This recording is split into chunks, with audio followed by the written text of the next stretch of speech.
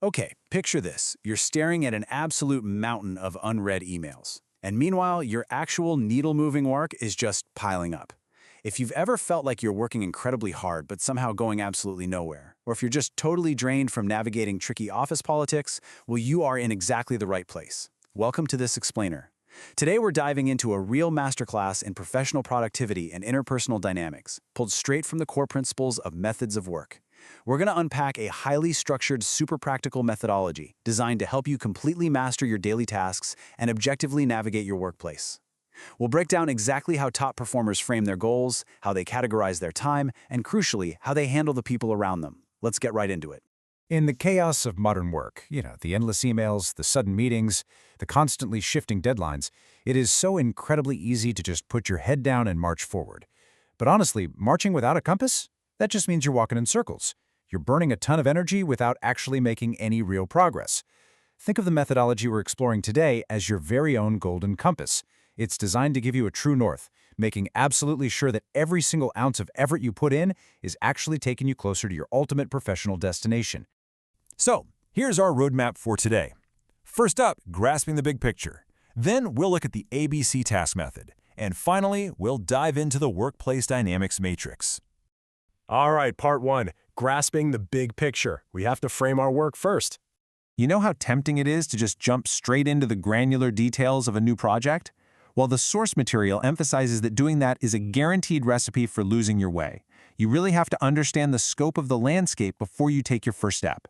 This methodology requires breaking your work down into 3 distinct conceptual phases right out of the gate: large, medium, and small.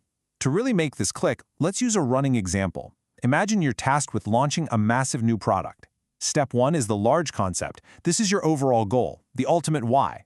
So it isn't just launch a product, it's more like dominate a new market segment by Q4 and hit 1 million in sales, right?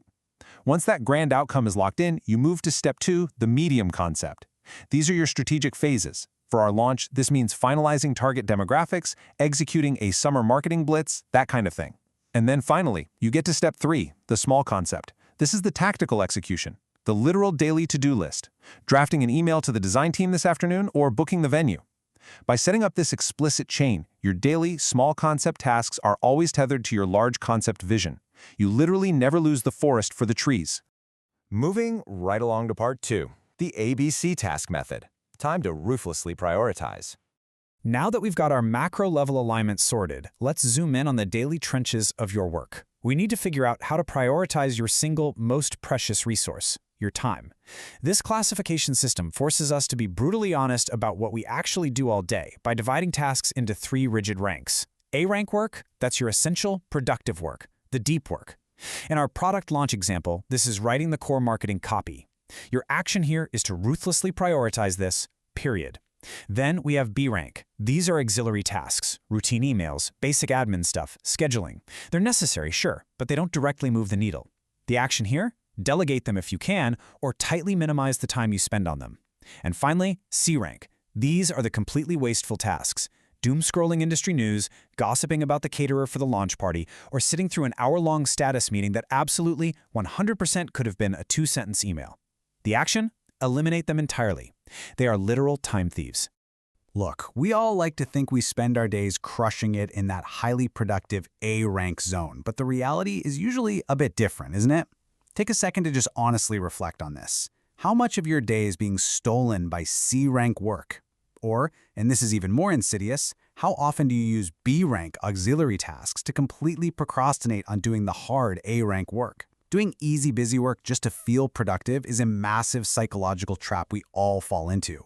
But if you don't actively audit your day and cut out that C-rank waste, you are never going to have the actual bandwidth required to execute your biggest goals. All right, part 3, the workplace dynamics matrix. Let's analyze office politics. So we've organized our personal tasks, but obviously we don't work in a vacuum. Let's pan out and look at the ecosystem around us. This 4-quadrant setup strips away all the emotion and drama of office politics.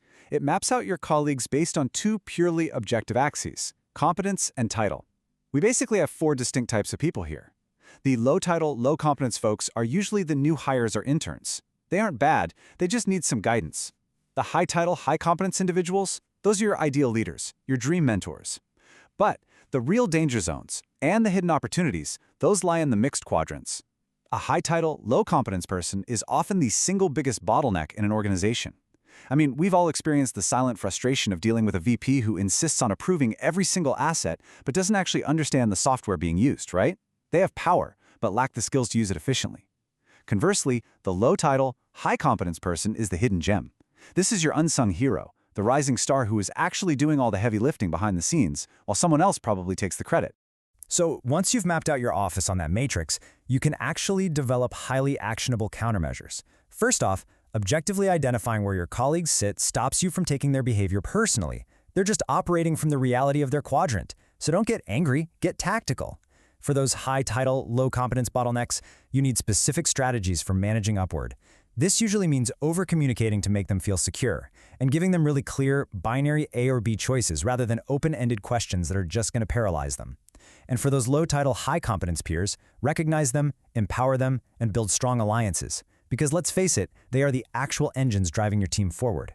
And remember, you got to continuously assess this landscape, because people grow, titles change, and office dynamics are constantly shifting.